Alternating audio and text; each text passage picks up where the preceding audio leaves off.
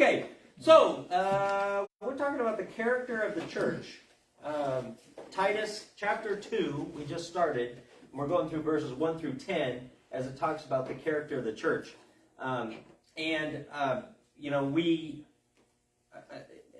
been kind of mirroring, I guess you could say, over the past few Sundays, some sermons on the concept of us being a church. And here we're talking about the character of the church and what that looks like as well. So we're kind of trying to immerse ourselves in that kind of a concept so that we as church goers will be able to not only hopefully make that part of who we are, but be able to be that example for those around us, to be able to see what it's like to have that godliness in our lives, which, on a side note, I think is extremely important, especially nowadays. It seems like we're all hard-pressed, each one of us earlier, we just kind of all found out that something's going on for all of us, you know what I'm saying? That's just the reality of life, that there's always seasons that come and go, but the one thing that always remains is our faith in Christ and how he really affects who we are and what transpires, I guess you could say, in our lives. So, back to this. So last week we talked about, we're talking about, once again, the focal point of how we can get that good character of the church, and that's through healthy teaching or that doctrine. And we started with several groups. We kind of talked about that last time, that there are basically 5 groups that are being listed there. And the first group, of course, was older men. And then, of course, we're going to go to older women, young men, and bondservants there. So there's these different kind of social groups, I guess you could say. We see it kind of as genders, but I kind of see it more as a social group, to be sure. We talked about the first one, which was older men, right? This was kind of the concept of what older men in the church should kind of have that look, what it should kind of look like. When we think of like older people, we think of people that are, have lots of experience. They should be, we think of them as kind of wise because they've been around the block a couple times, that type of a thing. That isn't always the case, but we do think of them in that capacity, I guess you could say.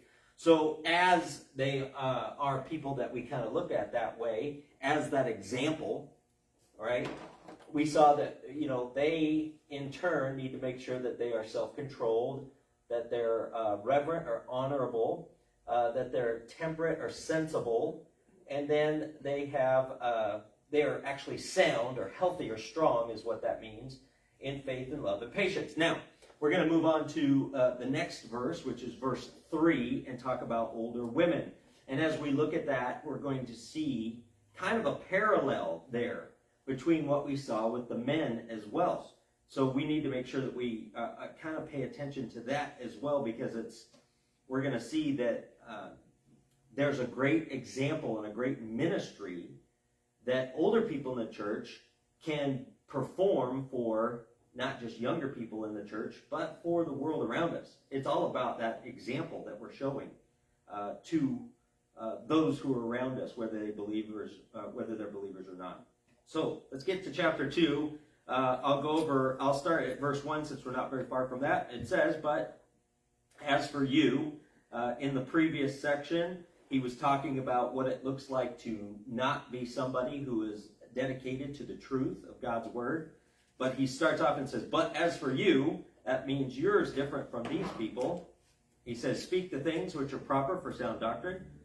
And then verse 2, which we talked about last week, that the older men be sober, reverent, temperate, sound of faith, in love and patience. Sound in faith, sound in love, sound in patience. That's where we ended last time. Now, verse 3, "The older women likewise, that they be reverent in behavior, not slanderers, not given to too much wine, teachers of good things." Okay, stop right there, because we're just going to do verse 3 there, and then we'll go on to verse 4 and 5, which is talking about younger women. So, We just got done last week talking about what it looks like, you know, that concept of the older men, right? That whole concept of what that older men is. And Paul now turns his attention to older women in 1 Timothy chapter 5, in that study that we did in 1 Timothy chapter 5, if you remember, Paul talked to Timothy about older widows, you know what I mean? How the example that they need to, they can have, and that they can actually be, examples in the church and things like that, you know what I mean? When we look at this concept of this older women, we can actually, because of the verbiage, we can just understand that it's somebody who is female who's just older. You know what I mean? It's not like an older widow, it's just somebody that's older. We see a lot of parallels in what Paul told Timothy and what Paul told Titus, but this is a little bit different. Because once again, we're talking about the character or the example of people in the church, right? So here we see that we're just talking about older women, all right, because of that. Now, I think it's interesting, I think it's really interesting that we see at the very beginning of chapter 3 that he uses a very specific word to describe older women, and he likens it to older men, because he says there, he just gets done speaking about what an older man looks like. An older man is sober, reverent, temperate, sound in faith, sound in love, and sound in patience. And it says, the older women likewise. Okay, so if you see that word likewise, that's in liken to what was just talked about before. So older women are kind of called to be that same kind of example, to have that same kind of character, right? So we see that likewise there, and I think that likewise is really important because it signifies a parallel between the way they're acting and the way men are acting, right? So there's a definite parallel there, and because there's a parallel there, you're going to see some similar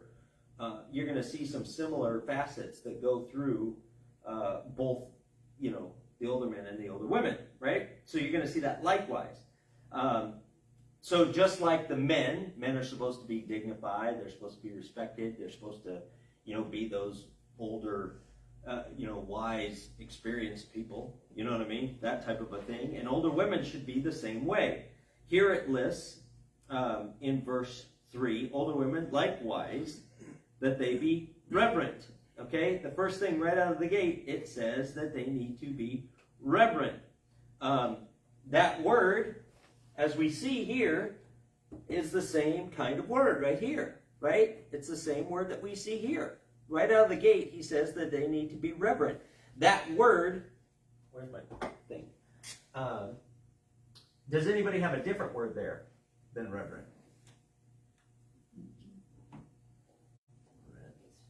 Reverent. Okay? Reverent. That word, once again, just to kind of, it's a compound Greek word. Once again, it's one word, but it's a compound Greek. We're going to see that a lot here in the next couple of verses, that there's a lot of, Paul utilizes compound words, putting two words together to make a word that explains something. So it's one word, but it's two words put together. Here's the same thing. This one means set aside for sacred things, is basically what it means. This reverent is the concept of being set aside for sacred things. The idea of this reverence suggests that a person, by her conduct, signifies the type of person that she is, right? It demonstrates that she belongs to God, right? So if you're set aside for a specific purpose, by the way that you're living, it's apparent what that purpose is, okay? And that's what this word reverent really means. It's that purposeful kind of living. It shows that belonging to God, that she has voluntarily given over herself to the leadership of God himself, all right? Well, I have the aged women likewise, that they be in behavior as becometh holiness. Are you right? Behavior. behavior. Okay, that's exactly what we're talking about here. This reverence is that behavior. It's that conduct that shows that we are, it shows that conduct. It shows that reverence that you have. It's the way that we're demonstrating our lives to show that we belong to God. So that is, I can put behavior.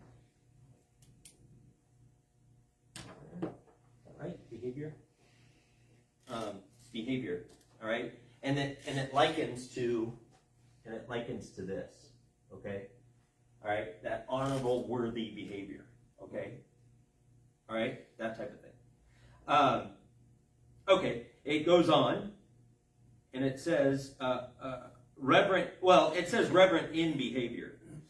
So that's the concept of having that reverence being set aside. That word reverent is being set aside for the use of God in your behavior.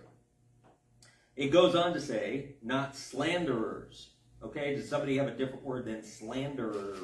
False accusers. False accusers. I like that. Slanderers. So what's slander? When you disperse somebody's name without fact or reason. Yeah. So slander is different than libel. What's libel?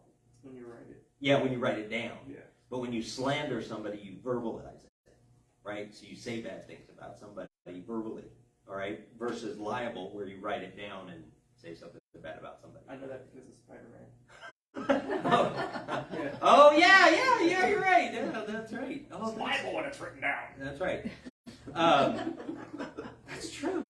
That's awesome. That's J. true. Jonah Jameson. J. Jonah Jameson, right there. All right. See, culture has a way of helping us out. Older women are supposed to not be slanderers. They're supposed to be different. Now, that word slanderer, though, is a very powerful word. All right, that word slander is a very powerful word. That word slanderer translates diablos, which is the devil. So what do we know about that word? That word means a false accuser. It means a liar. Okay, it's a liar. Okay, that's a word that was specifically used for Satan to call him this false accuser. Okay, so that's what this is all about. This is not to be a slanderer, not to say bad things about other people or make false accusations about somebody that aren't true, to accuse somebody of things that aren't true. All right, it's never at a time.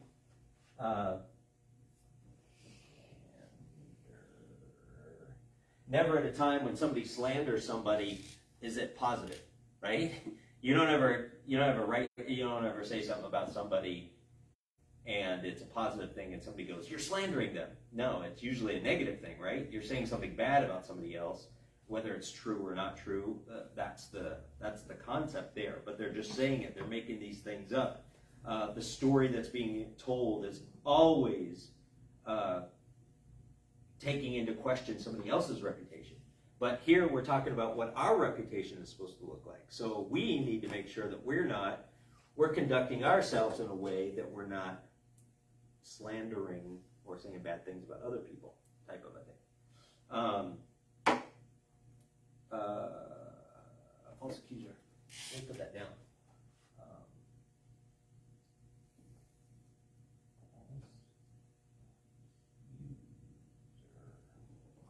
Let me put that down real quick because I want to make sure that I get that in there. Okay. Any questions so far? No? Just interesting. Yeah. That word is used 38 times. 30. Well, only once in this place where it's changed from devil. Right. Oh, what? It's changed from devil. In Oh, other words, yeah, out of yeah. those 38 times, this is the only time it's translated. Something other than devil. Right. Yeah, I mean, First Chronicles, Job, Zechariah, all those, even the Old Testament uses the same kind of word. This is obviously in the Greek.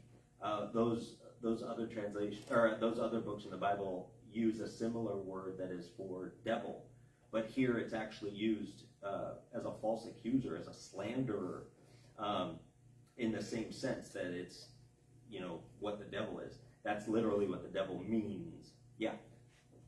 When you do these translations, you know, the original Greek and everything, my question, maybe it's a question I should already know, but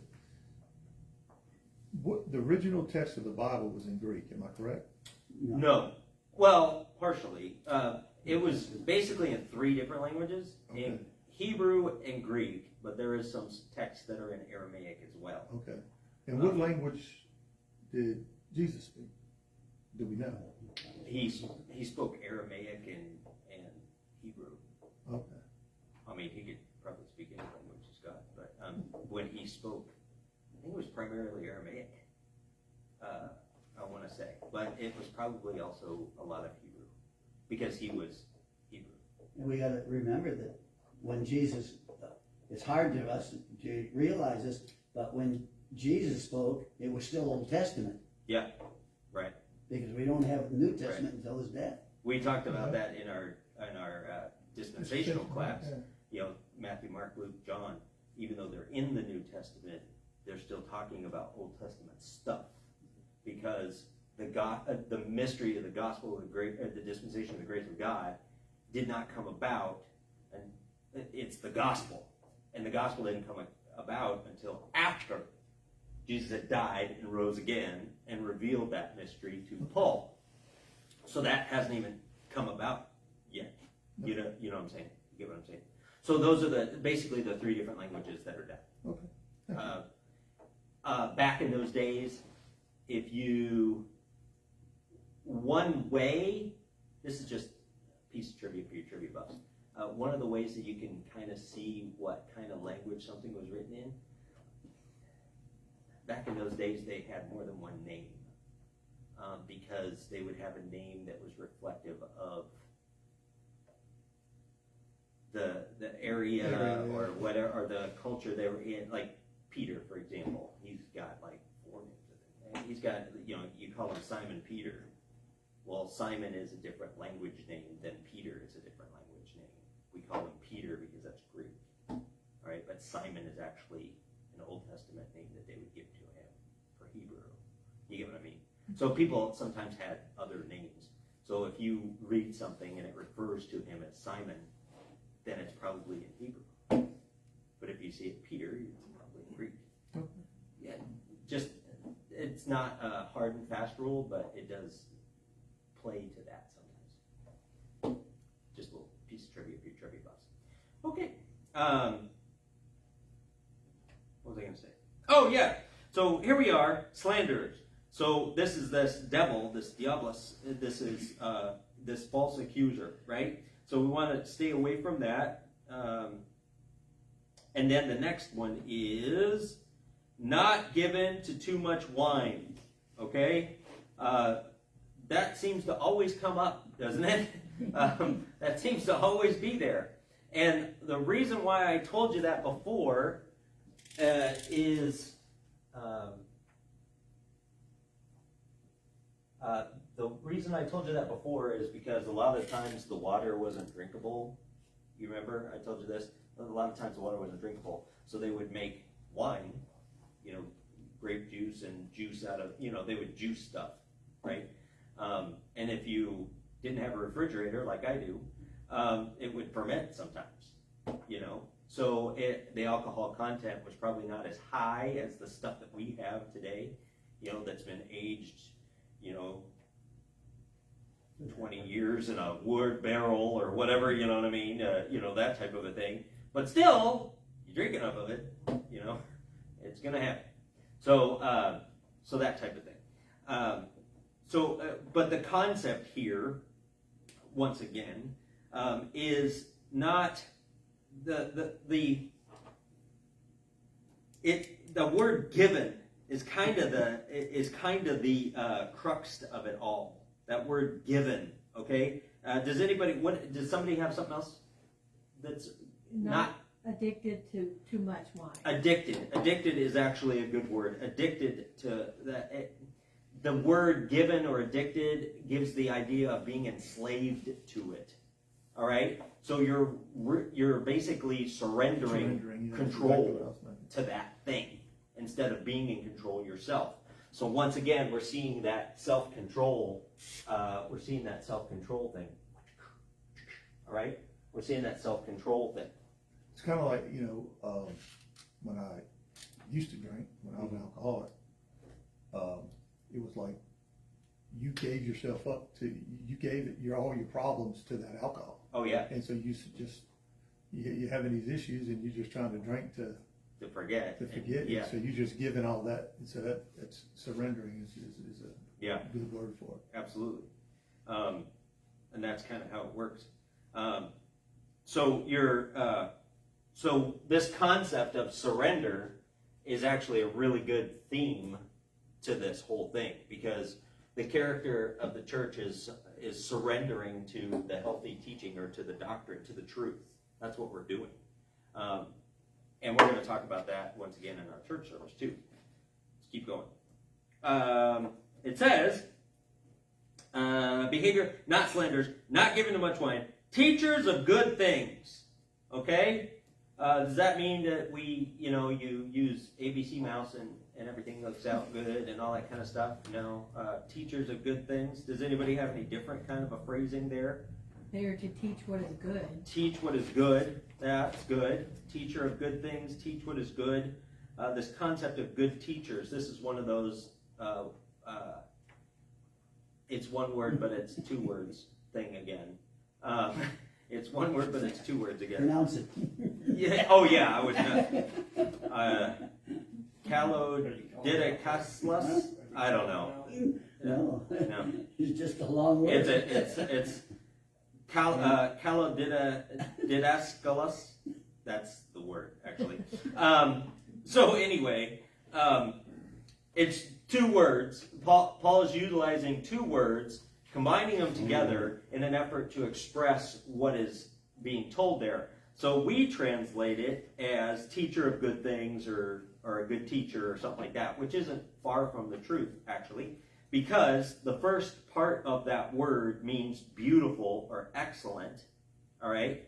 And then the second part of the word means fit to teach. Actually, the second part of the word almost means like, has been translated like doctor, or master. The idea that you have, if you know something so well that it becomes second nature to you, that you could teach it or something like that, that kind of a concept. It's one fit to teach the things of God. So that means that you are an excellent, or you are able or fit to handle the things of God in a respectful way, right? So that's kind of a really interesting kind of a combining word there, because here on the guy side, you don't actually see the word teach there anywhere, right? You don't see the word teach there. What you're doing is instructive, right? But here, the older women specifically says that you're a teacher of good things. So that's really interesting, right? So you have to be sober. Yeah, but you got to be sober. That's bad to teach when you're not sober. But yeah, you got to be sober. So here, you can't. You have to not be given over to all these things. You got to have a good example. You got to not talk about bad things, but talk about good things. That's kind of an interesting kind of a point that has been made here. I'm just pointing it out because I think it's really important. I think it's important for us, because as we continue on and read what it looks like to be a woman back in the first century, you're going to see that it gives an impression of what a woman should be like, but I don't believe that it's like one of those old-timey things, stay home, barefoot, pregnant kind of a thing. I think it's a different kind of a situation. I don't think Paul ever talked about women in that capacity, that type of a thing, but we'll keep going. here, also interesting, this is the only time that word is used in oh yeah, in because scripture. it's kind of like He made probably, it up. yeah, that's what I say, he probably He made it up. made it up. I'm sure, because he's done that a couple of times where he takes two words and kind of slaps them together to make something. Sometimes when I say crazy things and I make up words, I go, "Is that a word? That's a word." He actually purposefully created this word. I think is what it is. Being a good teacher, and I think once again, this is something that gives it's feminine in nature. All right, the word, because it depicts like a beauty of it, an elegance of it, but you're also projecting what needs to be communicated, maybe through your character, maybe through your speech. It's really kind of an interesting word, the way it's slapped together. I'm just weird like that because that's my job. But anyway, good teacher. Sober, be a good teacher. All right, be a good teacher. Yeah. We'll move on. Because I can't think of anything right underneath it. Teachers of good things. Okay, now this is what an older woman looks like. So he starts off by saying, likewise, which I should have put that up there.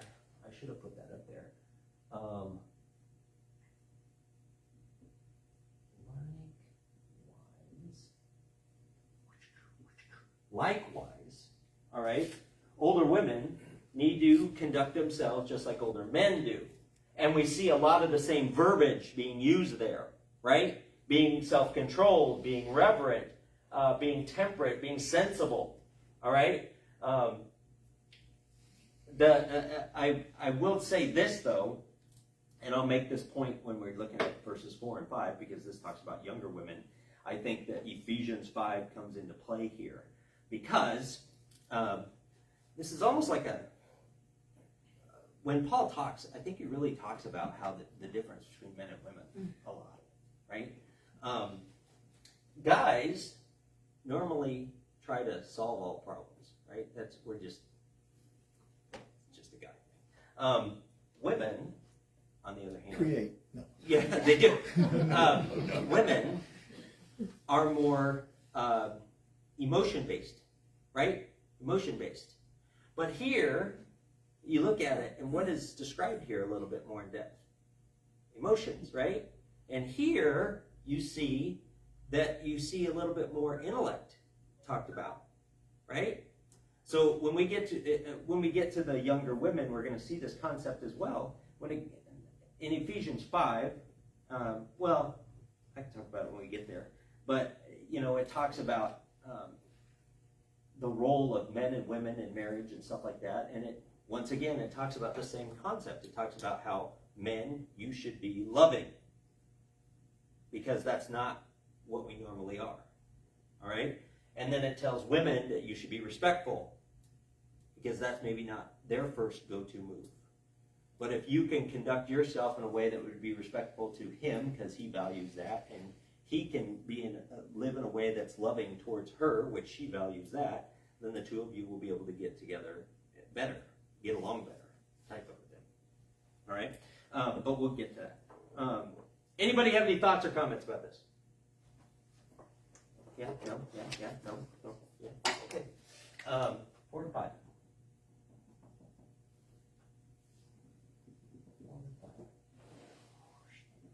You have time? I got time.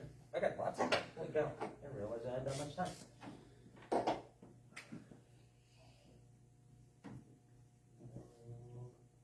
Women. Young women. All right. Young women. Okay, so we see that there's a similarity here. We see that they're playing towards some of the opposite strengths, so that they can be working together in cooperation with each other, okay? How that's working out there. Then we get to 4 and 5, okay? Where am I at? Okay.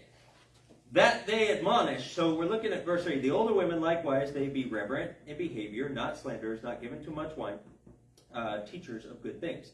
That they admonish the young women to love their husbands, to love their children, to be discreet, chaste, homemakers, good, obedient to their husbands, that the word of God may not be blasphemed.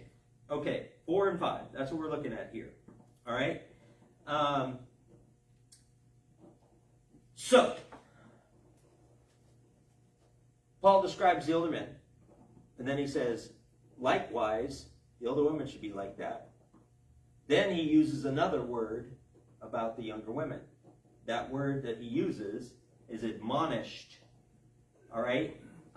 Admonished. Is there a different word? Encourage. Encouraged. Encouraged is not a bad word. I like encouraged. The word literally is to bring to your senses. I always think of like those old cartoons where they, like, the guys go crazy, grab them, bring to your senses. That's the concept there. That admonished. Okay, so we could put encouraged. I don't have a lot of room for encouraged, but we can do it.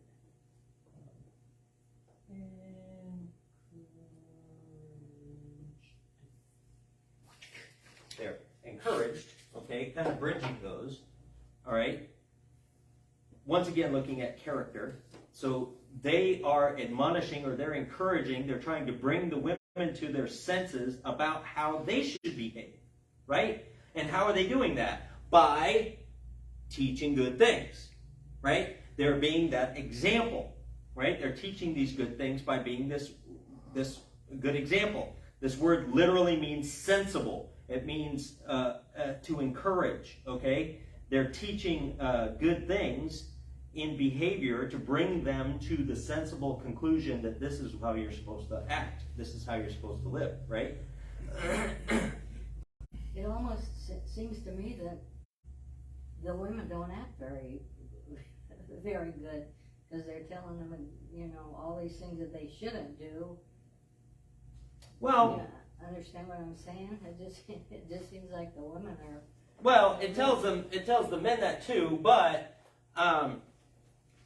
okay, so back in the day, first century, a woman was defined by basically who she was with. All right? If a woman was married and her husband was successful, she in turn was successful. She was associated with who she was married to. Or like military spouses. Yeah, exactly. Yeah. Seriously. But if that's why in 1 Timothy, when it talks about widows, for example, so widows are associated with their husband, in that sense. But if he dies, then she has no association. So there was a big concern when Paul wrote Timothy about the women in Ephesus, because if you were a widow and you were no longer associated with a man, and a lot of times the only way that you could make a living was to make it the old-fashioned way, the really old-fashioned way. You had to go into like prostitution or something like that just to be able to eat, because you were associated with your husband, right? So here we see that it's not saying women that are married or not married. It's just talking about women in general, how they need to have that same kind of association with what men do. All right? So if that were the case, and I'm not saying it's the best scenario, but if your wife was like, you were very reverent and you were very sober-minded and you were very, well put together and respected, and your wife was crazy, that does not look well upon you. You know what I'm saying? But this right here is talking about how your conduct can actually challenge the men. Okay? Because your conduct can actually, make the men have to rise to the occasion. And Paul talks about that concept a lot. about how a woman's conduct can actually challenge men to grow stronger in their conduct. All right? And he talks about that in 1 Corinthians, what, 7? 7, I think. 7, I think, yeah, right? 7. Yeah, because 8's about eating meat.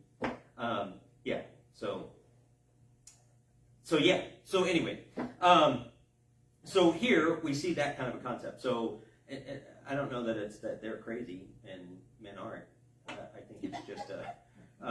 think it's just a reflection on the time. We should disagree with that. But anyway, so here's this example. If you're being a good teacher, a teacher of good things, the older women, they will encourage or bring a sensibility to a woman to be able to grow up with certain observed qualities. All right, and there's actually a lot of qualities that are listed here. Now, here's the assumption. Okay, here's the assumption. We're going to look at these 7 different things that are listed for a woman, a young woman. And if an older woman is teaching her about that, then the assumption is that she's living that way, right? That she's doing that. So this is what the young woman should look like.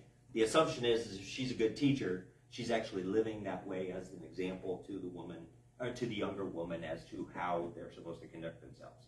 So this list may seem a little shorter, but actually the assumption is it's going to be a little bit longer. Okay. Okay. Now, let's get to that list of things. How much? Excuse me, you know, this is the only place the woman is told to love her husband in Scripture, but the husband is told to love his wife over and over again. Over and over again. Love your church. Yeah, love your wife as the church. And stuff like that. And I think that goes to the idea you're talking about here, that the men have one mindset, Right. and the woman has another. The woman has to have her husband show his love to her. Right. We as husband, at least from my own, I didn't. My wife didn't have to say, "I love you." Right. I mean, I knew it. I mean, I understood it. Right. But I think women have to be encouraged that we continue to love them. Right.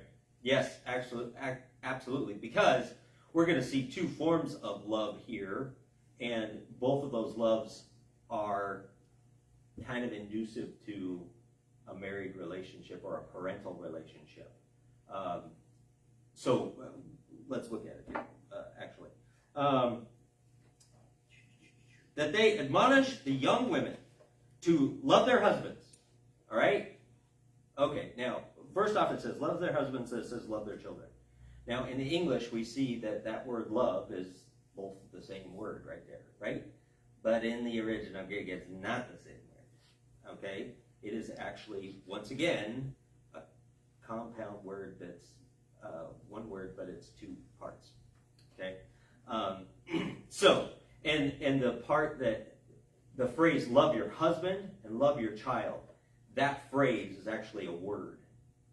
But we translate it in English out a little bit more so that you can gain an understanding of what it's talking about. Okay? So, the first part of the word, of both words, okay, so here we're looking at love their husband, love their children. Okay, the first part of the word love is the traditional type of love that we know. What is that? That is the phileo love, right? That's the yeah, it's like the brotherly love, the companion kind of love, right? It's that connection that you have because of that companionship kind of thing, whatever. All right? So that's the first part of both of these words for love. Okay? But the second part identifies what they're talking about. Okay? So the first one is love your husbands. The second part of that word, anir, actually deals more with physical relations, like sex. Okay? So love your husband. That is giving the idea that you are that you're surrendering to your husband. You know what I mean? And only to your husband. Okay? Once again, that's one of those things where you're trying to stay faithful to your spouse and all that kind of stuff, right? So that's the concept there. okay, is that second part is to your husband, and that's in a physical relationship, okay? The second part, you're supposed to love or have that companionship, friendship, bond, that close-knit bond. But the second part, arachainos, is an intimate bond of love and trust. It's like the bond that a parent has with a child, or that a teacher has with a student, that kind of companionship, that kind of closeness. So that's why these two words, they're very, very close to each other, but they're a little different, and that's how they're translated once again.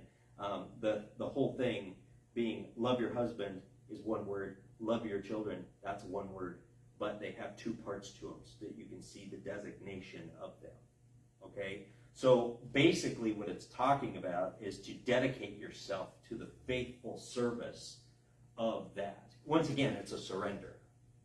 You know what I mean? It's a surrender. It's a voluntary surrender. Now, the women are supposed to be teaching, I don't know if you've ever seen that movie, My Big Fat Greek Wedding? I don't know if you've ever seen that movie. Right before the star is about to get married, her mom goes to her and goes, now, we Katapalis or whatever, I forget what the last name is, we have our duties that need to be done. And the daughter goes, ew, because she doesn't want to have that kind of conversation with her mom, like, ew, that's gross. I don't want to talk about that kind of thing with you, especially on my wedding night, yuck, my wedding day, that type of thing. It's just kind of funny. But this is kind of what they're doing is you can get this sense of what it's like to be in a relationship, what it's like to be in a relationship not only with your husband, but with your kids, and that closeness and that bond that you have with them.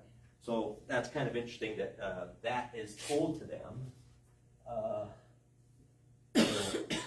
Love, we're going to say,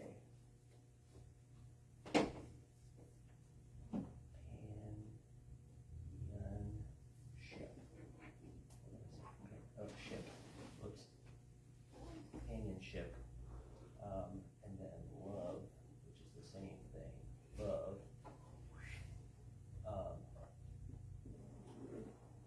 hubby, and kids, children,